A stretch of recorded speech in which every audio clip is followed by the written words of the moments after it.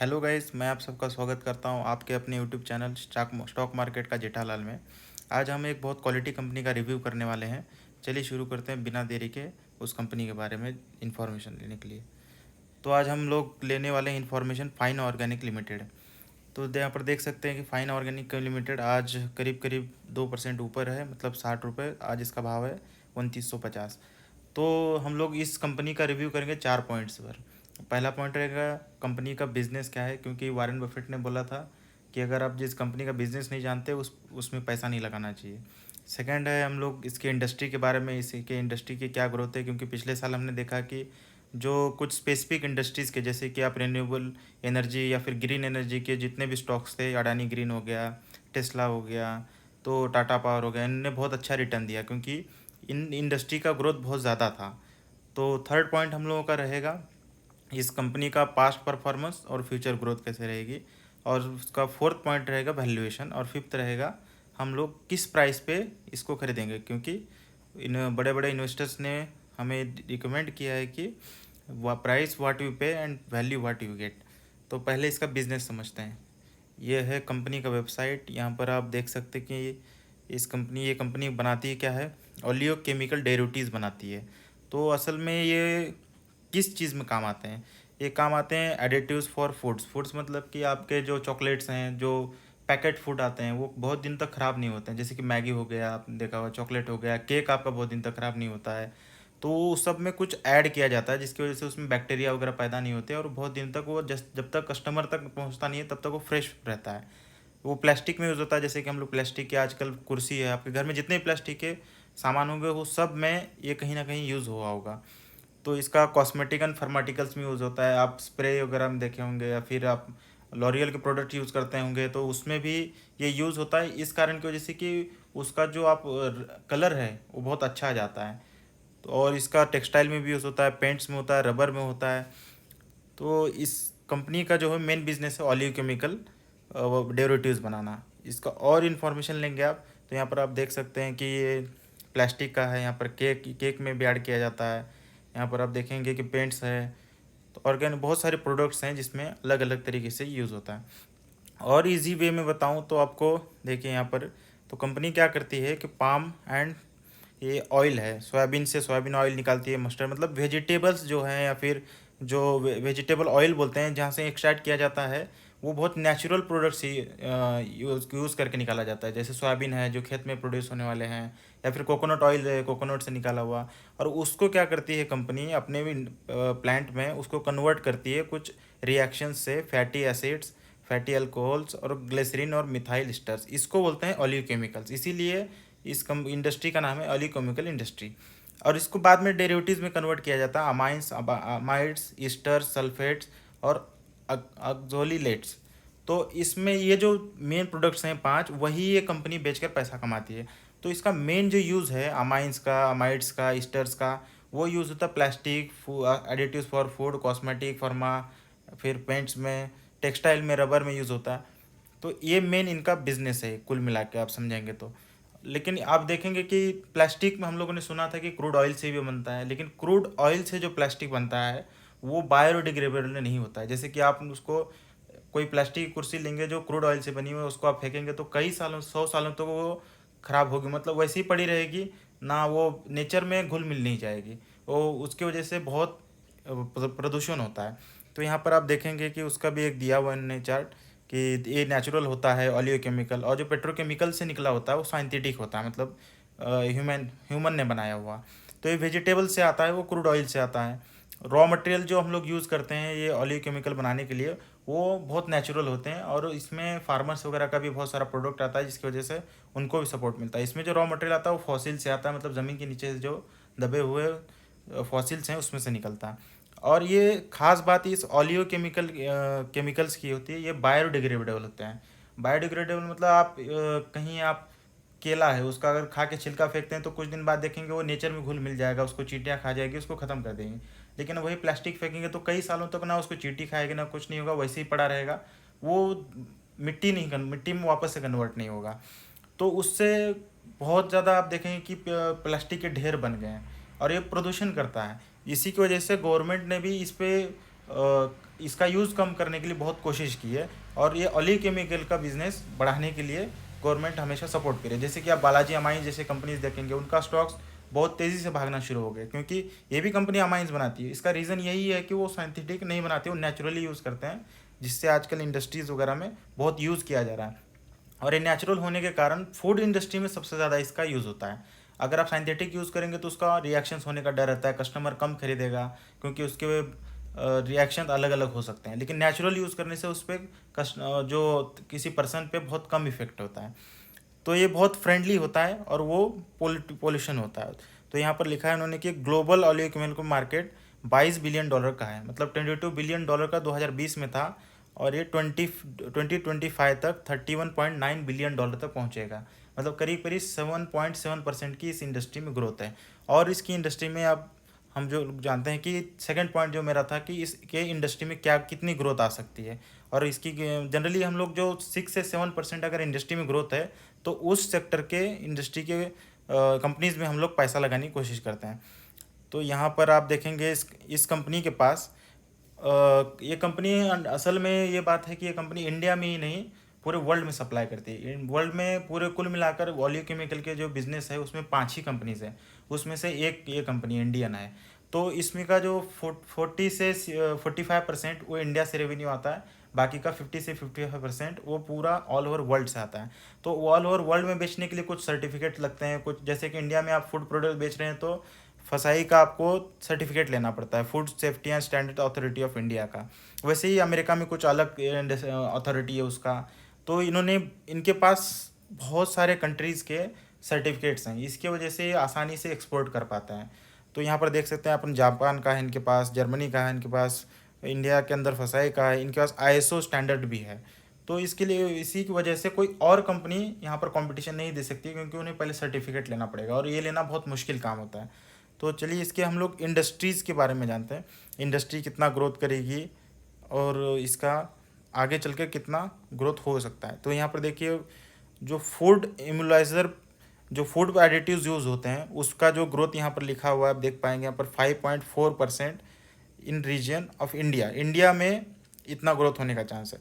और Asia Pacific में 6.7%, मतलब फूड एडिटिव्स का तो ग्रोथ कम से कम 5 से 6% के आसपास रहेगा ये। और इंडिया में करीब करीब 7 से 8% के आसपास। वही आप देखेंगे पॉलीमर एडिटिव्स, पॉलीमर एडिटिव्स मतलब जो प्लास्टिक के अंदर ही होते हैं, उसका देखेंगे यहाँ पर 4.6 का ग्रोथ रह सकता बोल रहे हैं, और इंडिया में इसका 6.7, मतलब कि इसका भी आप अंदाजे से कह सकते हैं कि 5 से 7% का ग्रोथ अगले 5 सालों में रहेगा, मतलब 21 से लेके 26 तक। तो यहाँ पर भी 5 से 6% का। और यहाँ पर जो अदर स्पेशलिटीज़ हैं जैसे कि फार्मा में है, कॉस्मेटिक में है, तो उनका भी ग्रोथ देखेंगे यहाँ 11 से 13% है। आप देखिए यहाँ पर 10 से 12% है, यहाँ पर 8 से 10% है, और 6 से 7% रबर में भी है। इसका मतलब ये है कि इंडस्ट्री में आप कुल मिलाकर देखेंगे तो 7 से 8% का इस इंडस्ट्री में अगले 5 से 6 सालों तक हर रिपोर्ट कहती है कि इतना इसका ग्रोथ आएगा। और ये ग्रोथ जो है करीब करीब आप 6 से 7% लेंगे और इसके साथ इन्फ्लेशन जोड़ेंगे तो करीब करीब इसका 10 से 12% का ग्रोथ आएगा, आप रियल रेवेन्यू में देखेंगे तो। चलिए, तो ये हो गया इसके इंडस्ट्री का ग्रोथ। अब इसके हम पास्ट परफॉर्मेंस और अभी फ्यूचर में क्या ग्रोथ होगा उस पॉइंट पे चलते हैं। तो अब इसके आएंगे तो इसका है, इस कंपनी का मार्केट कैप देखेंगे 9,036 करोड़ का है। करंट प्राइस इसका 2,947 रुपीज़ का है। और स्टॉक का पी देखेंगे तो वो थोड़ा हाई है, वो है 75। मतलब ये स्टॉक थोड़ा सा बहुत महंगा है। मतलब जनरली इसका पी हम लोग देखते थे कि पिछले साल इसका पी मैं देखा था कि 50 से 60 के बीच में होता था, और तब उस टाइम में मैंने इन्वेस्ट भी किया था, और तभी से मेरे पास इसके शेयर्स भी हैं। तो इसका डिविडेंड यील्ड 0.20, और इसके जो पीयर ग्रुप हैं उनका भी पी हाई होता है। इसका रीज़न ये है कि इस इंडस्ट्री में फ्यूचर है, क्योंकि क्रूड ऑयल का, जैसे क्रूड ऑयल का जो बिज़नेस है हमेशा कम ही होते जाने वाला है। क्रूड ऑयल का यूज़ कम करने पर सरकार हमेशा भर दे रही है और प्रदूषण कम करने के लिए। लेकिन ये प्रोडक्ट्स डायरेक्टली नेचुरली प्रोड्यूस होते हैं, इसीलिए इनको बहुत, इनका अच्छा फ्यूचर, इसीलिए इनको बहुत हाई पी जाता है। जैसे कि आप बालाजी अमाइंस लीजिए, गैलेक्सी सर्फेक्टेंट्स लीजिए, ये सारों का पी, जैसे पीडीलाइट हो गया देखिए, उसका हमेशा पी बहुत हाई है। आप इसका पी आपकी इसके पीयर से भी कंपेयर करेंगे तो देखेंगे कि पीडीलाइट है 97.88, आरती इंडस्ट्रीज़ देखेंगे तो 60.55, दीपक नाइट्राइट का एक पी है जो सबसे कम कम है, बाकी सब का आप देखेंगे उसी रेंज में है। तो उसका रीज़न, इसका पी ज़्यादा थोड़ा हाई होने का रीज़न भी है, मैं आपको उसका रीज़न आगे बताऊंगा।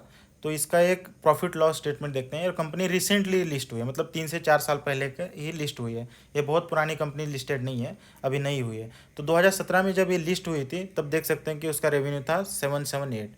तो उसके बाद रेवेन्यू बढ़कर 856 हुआ, उसके बाद बढ़कर 1060 हुआ 2019 में, 2020 में 1038 हुआ, 2021 में 1133 हुआ।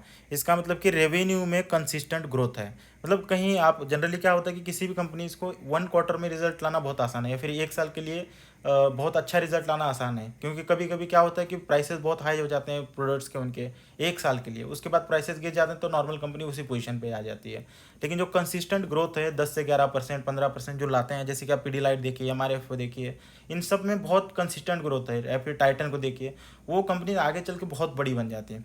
वैसे ही इस कंपनी का देखें, करीब करीब 778 करोड़ से अभी 1133 करोड़ तक पिछले 4 सालों में ग्रोथ हुआ, मतलब करीब करीब 12 से 15% लगातार हर साल ग्रोथ रहा है।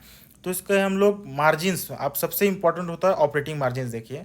ऑपरेटिंग मार्जिन्स ये 19% थे 2017 में, उसके बाद 19% फिर थे 2018 में, फिर 22% थे, ये थे 2019 में, और 2020 में फिर 23%, और फिर 2021 में 18%। तो 2021 में 18% आने का जो कारण है उसके पीछे है कोविड। कोविड की वजह से इनको जो पीछे से रॉ मटेरियल मिलता था उसकी प्राइसेस बहुत हाई हो गई। अब देखिए यहाँ पर पिछले साल 59% उन्होंने रॉ मटेरियल पे खर्चा किया था, और इस साल उन्होंने 64%, मतलब करीब करीब 4% जो उनका है, 5% उनका रॉ मटेरियल का पैसा ज़्यादा लगा, जिसकी वजह से यहाँ पर मार्जिन देखेंगे 5% डिक्रीज़ हो गए। लेकिन ये कंसिस्टेंट नहीं रहेगा, आगे अगले साल फिर से ये कम हो जाएंगे, क्योंकि पिछले साल कोविड था, इसकी वजह से प्राइसेस हाइक हो गई थी। इसका प्रॉफिट बिफोर टैक्स देखेंगे 121 करोड़ 2017 में, फिर उसके बाद 151 हुआ, ग्रोथ हुई, फिर उसके बाद 234 करोड़ हुआ डायरेक्टली, 2020 में 221 करोड़, अभी 163 करोड़ होने के पीछे भी कारण है कोविड का लॉकडाउन, उसकी वजह से रॉ मटेरियल हाई लगने के कारण का प्रॉफिटेबिलिटी कम हुआ।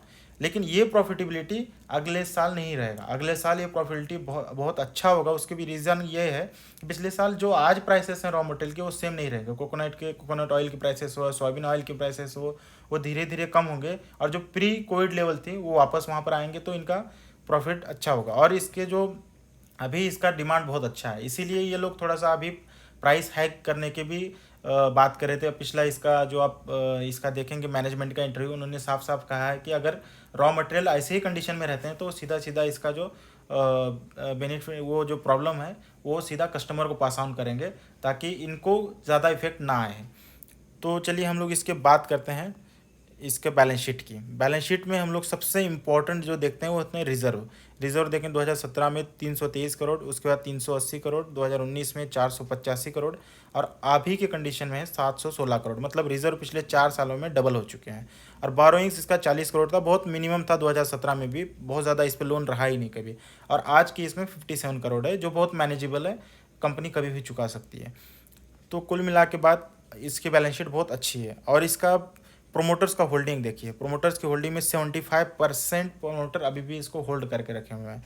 तो एफ आई आईज इसमें देखिए 4% 2018 में से लेकर अभी तक 5.93% बढ़ा चुके हैं। डी आई एस 7.53% से 14.19% ला चुके हैं। पब्लिक में का होल्डिंग इसमें बहुत कम है, क्योंकि पब्लिक इसमें नहीं भी खरीदती है, क्योंकि बहुत सारा माल डी आई एस और एफ आई आईज लेकर रखे हैं, और 25% ही माल मार्केट में है। तो उसमें से बहुत सारा तो D I S F I eyes लेकर रखे हैं, तो पब्लिक के पास बहुत कम मनी है। इसका मतलब उनका कन्विक्शन बहुत ज़्यादा है डी आई एस और एफ आई आईज का, उनको भरोसा है कि ये कंपनी बहुत अच्छा करेगी आगे चल के, इसलिए प्रोमोटर भी इसका शेयर नहीं बेच रहे हैं। तो ये भी एक बहुत प्लस पॉइंट है।